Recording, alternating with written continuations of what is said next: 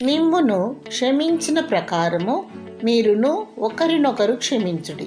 ఎఫెసీలకు రాసిన పత్రిక 4:32.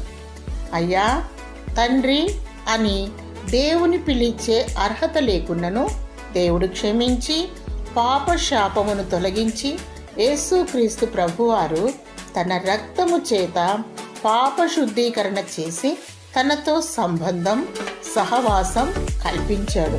దేవుడు పాపపు స్త్రీని క్షమించాడు. సిలువలో కుడి ప్రక్కన ఉన్న దొంగను క్షమించాడు. ఎంత ఘోరపాపినైనా దేవుడు క్షమిస్తాడు. నీ పట్ల ఎవరైనా కీడు తప్పిదము జరిగించినచో మనస్సారా క్షమించు. నీవు ఎవరి పట్లనైనా తప్పిదము చేసినచో క్షమించుమని అడుగు. క్షమించి క్షమాపణ పొందుమని దేవుని వాక్యం సెలవిస్తుంది. నీ శత్రువును 77 సార్లు క్షమించాలి, మర్చిపోవాలి.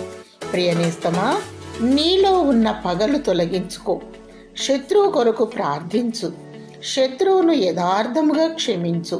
హృదయపూర్వకంగా దీవించు.